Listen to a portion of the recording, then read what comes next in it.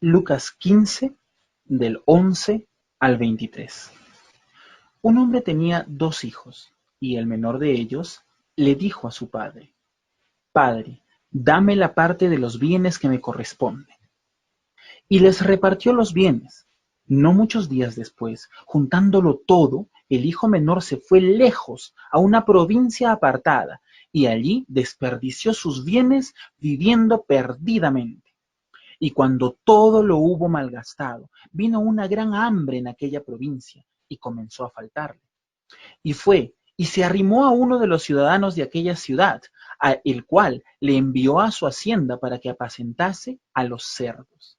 Y deseaba llenar su vientre de las algarrobas que comían los cerdos, pero nadie le daba. Y volviendo en sí, dijo: ¿Cuántos jornaleros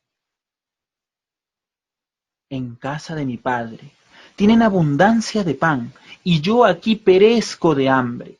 Me levantaré e iré a mi padre y le diré: Padre, he pecado contra el cielo y contra ti. Ya no soy digno de ser llamado tu hijo. Hazme como a uno de tus jornaleros. Y levantándose, vino a su padre, y cuando aún estaba lejos, lo vio su padre, y fue movido a misericordia, y corrió, y se echó sobre su cuello, y le besó. Y el hijo le dijo: Padre, he pecado contra el cielo y contra ti, y ya no soy digno de ser llamado tu hijo. Pero el padre dijo a sus siervos: Sacad el mejor vestido y vestidle, y poned un anillo en su mano y calzado en sus pies, y traed el becerro gordo, y matadlo, y comamos y hagamos fiesta, porque este mi hijo muerto era y ha revivido. Se había perdido, pero hoy es hallado. Altísimo Señor, te agradezco en gran manera por haberme permitido acercarme a tu pueblo con esta palabra, Señor, que es palabra tuya. Te ruego, Señor, que abras nuestros corazones, nuestros oídos, Señor, para las cosas que compartiremos hoy, y que permita, Señor, que todas estas cosas sean de bendición para tu pueblo, y que nunca, nunca podamos olvidarlas, Señor. Bendito Dios, gracias por tu palabra, y gracias por darnos la capacidad de compartirla con más personas. En el nombre de Jesús. Amén. Muy bien. Este es el escenario. Una familia donde solo está el papá y 2 hermanos. Y tenemos al hermano menor pidiendo a su padre su parte de la herencia. Si ya para nosotros es incómodo preguntarle siquiera al papá cuál sería lo que nos daría en su herencia, porque eso implica que se muera, imagínate exigirle a tu padre que te dé toda su herencia, que todo lo que, entre comillas, te corresponde. El hijo, este hijo indigno, está insinuando que prefiere que su padre estuviera muerto. Él no está preguntando, él está exigiendo que se le dé su herencia. No solo insulta al padre, sino que también desprecia los valores que su familia le había dado. Porque ni bien este hombre recibe lo que, entre comillas, era su herencia, se larga a otra ciudad, lejísimos, como diciendo: yo a ustedes no los conozco, a mí ustedes no me importan, yo por la única razón por la que estaba aquí era por mi plata, por mi herencia. Y es interesante que Jesús haya hecho este énfasis en que era el hijo menor quien estaba pidiendo su parte de la herencia, por 2 razones. La primera es que en la época de Jesús no había herencia para los menores. O sea, a esto me refiero. Legalmente, el padre le daba toda su herencia, todo el legado del padre era para con el hijo mayor. ¿Listo? Eso se hacía para que no se disperse la riqueza. El hijo menor no tenía derecho a ninguna herencia.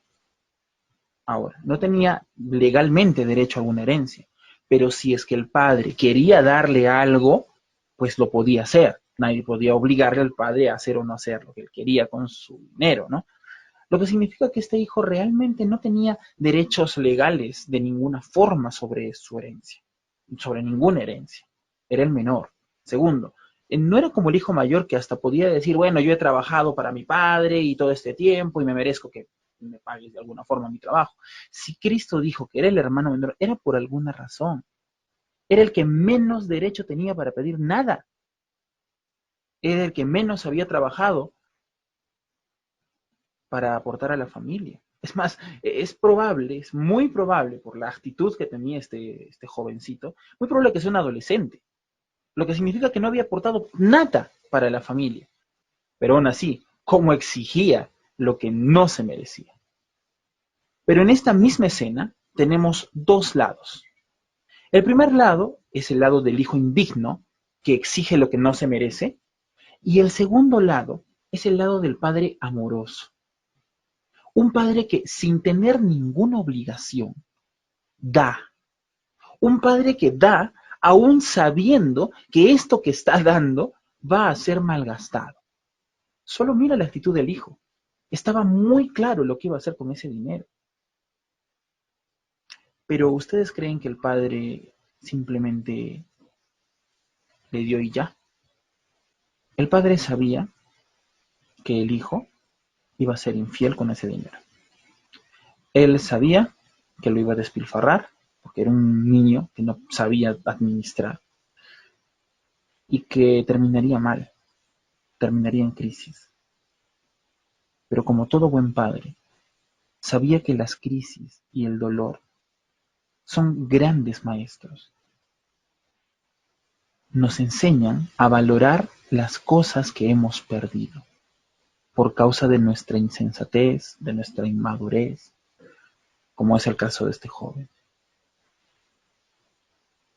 Y mejor aún, que este muchacho haya aprendido estas cosas para que haya podido valorarlas mientras aún el padre vivía.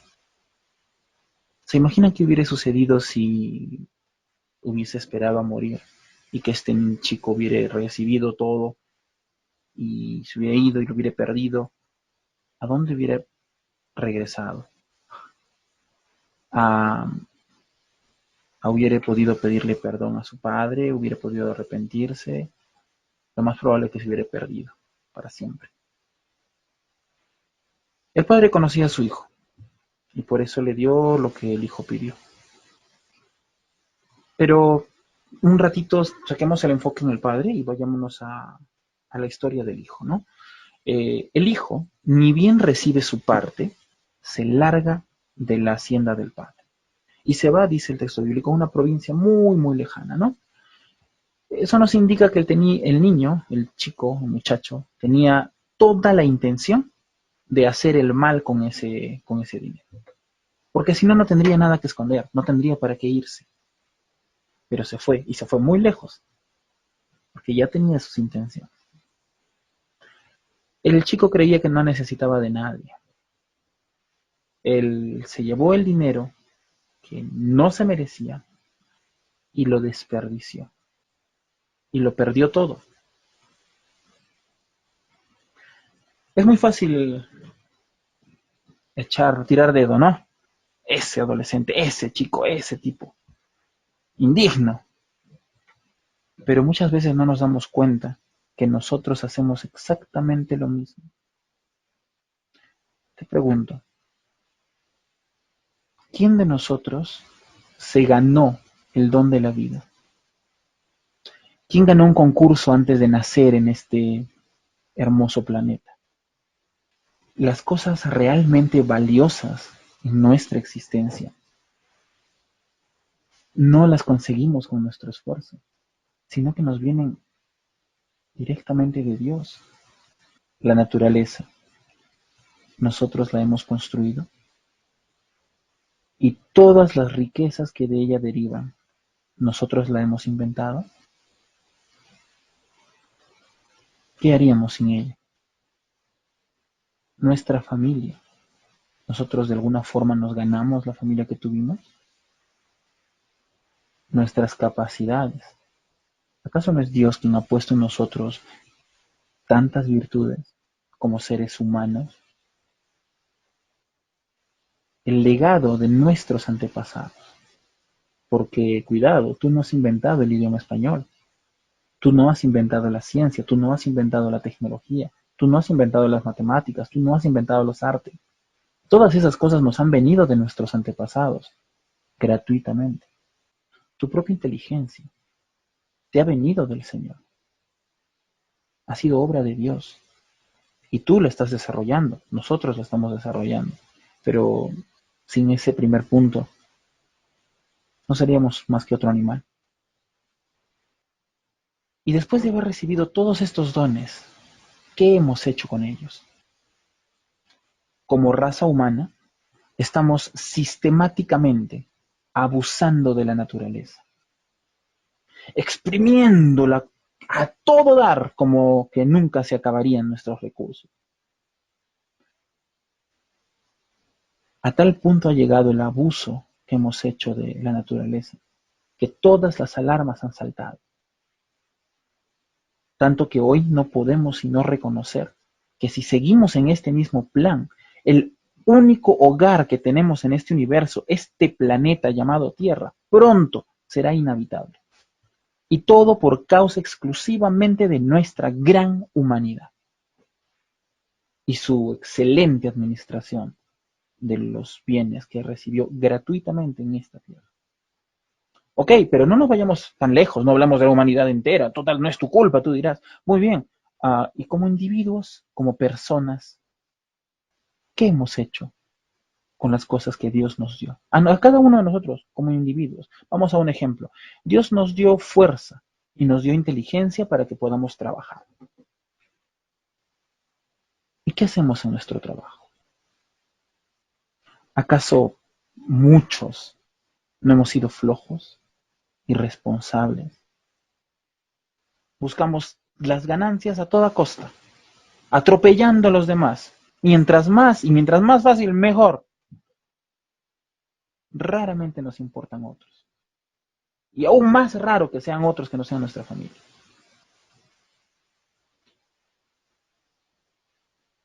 ¿Y qué hacemos con lo que ganamos?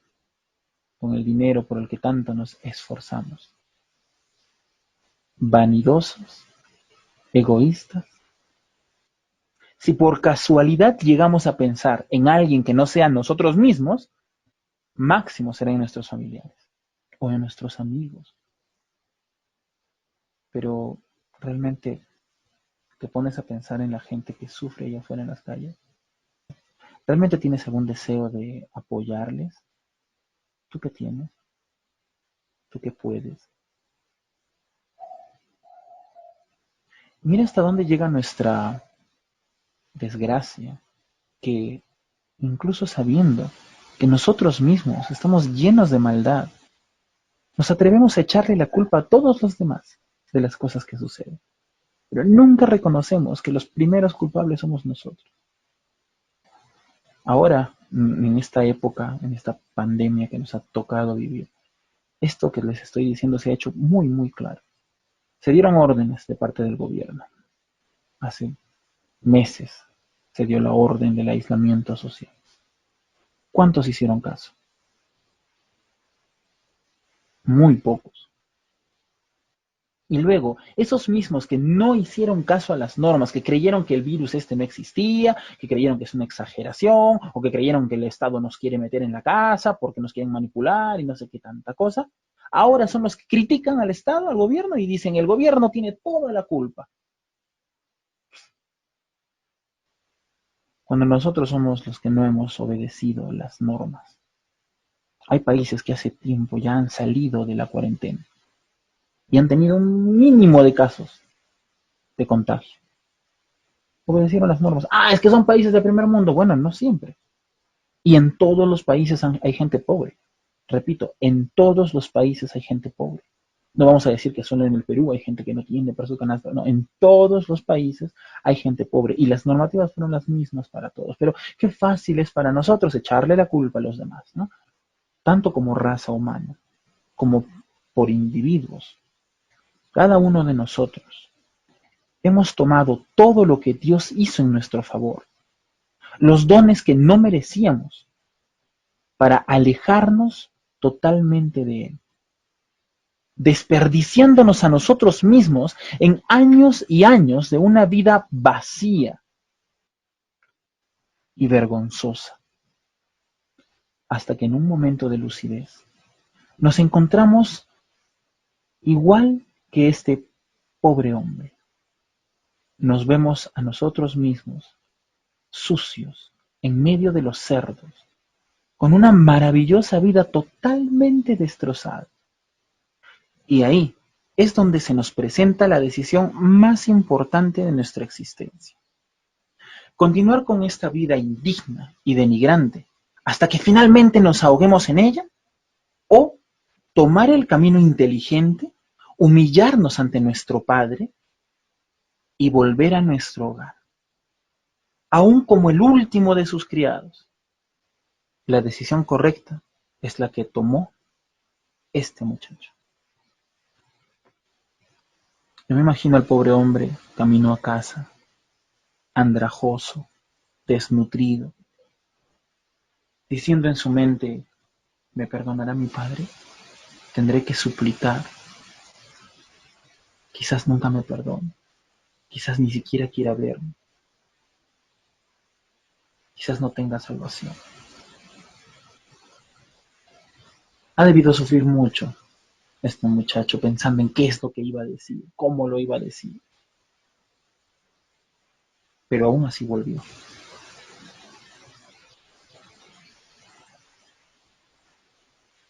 No le importó dejar su orgullo atrás, aún así volvió.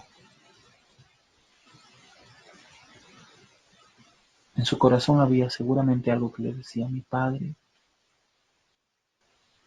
tengo fe, mi padre me va a perdonar. Aunque sea me tendrá como un criado, pero no me va a dejar morir. Él me salvará. Pero el anciano caballero, que lo había estado esperando durante todos estos años desde el día en que se fue, ni bien reconoció la silueta de su querido hijo andando penosamente hacia el hogar, salió corriendo a recibirlo. El padre ya lo había perdonado, aún antes que el hijo pudiera decir nada. El padre ya lo había perdonado. El hijo solo necesitaba arrepentirse para volver a casa. El padre ya lo había perdonado. Cuando Dios tomó forma de hombre, lo hizo por nosotros. Mientras aún estábamos perdidos en aquella lejana ciudad, ahogándonos en nuestros pecados, Él pagaba una a una todas nuestras deudas, todas nuestras faltas. Él las pagaba con su sangre en aquella cruz. Él ya nos estaba perdonando, aun cuando nosotros estábamos lejos. Porque siendo aún pecadores, Cristo murió por nosotros. Pero al igual que este hijo pródigo, de nada nos sirve aquella obra maravillosa en la cruz si nosotros no nos arrepentimos para volver a Él. Pero el Padre dijo a sus siervos: sacad el mejor vestido y vestidle, y poned un anillo en su mano y calzado en sus pies, y traed el becerro gordo y matadlo, y comamos y hagamos fiesta, porque este mi hijo era muerto y hoy vive. Se había perdido y es hallado. Lo mismo que hizo el Padre, Dios también lo hace con nosotros. Es a esto a lo que llamamos gracia. Perdón, aunque no lo merezcamos. Salvación, porque sin Él no habría esperanza. Restauración, porque no solo nos perdona y nos salva, sino que nos repone en su familia como sus hijos. Y algo más: celebración, porque hay gran alegría, tanto en el cielo como aquí en la iglesia, aquí en la tierra, cuando uno solo de nosotros vuelve a los caminos del Señor. La gracia es más allá que un favor inmerecido. La gracia lo es todo para nosotros. Es la única razón por la que aún hay esperanza. Recapitulemos un poco la actitud del hijo. Al verse perdido, ¿qué hizo? 1. Reflexionó. 2. Se arrepintió. Finalmente, 3. Volvió. Todas estas cosas son el resultado de una primera cosa. Y esa primera cosa se llama fe. Porque sin fe, ese chico se hubiese suicidado en aquella ciudad. Porque es por la fe que sabemos que este Padre amoroso nos perdona. Es por la fe que entendemos que sí podemos ponernos a cuentas con Dios, por más que lo hayamos ofendido terriblemente. Es por la fe que decidimos volver a Dios. Y es esta fe la que nos sustenta. Y es esta fe la que nos mantiene en Él. Entonces, toda la obra de salvación se resume en una sola palabra, la palabra fe. ¿Quieres volver al hogar? ¿Quieres retomar tu comunión con Dios? Todo se resume en creer. Cree en el Señor Jesucristo y serás salvo.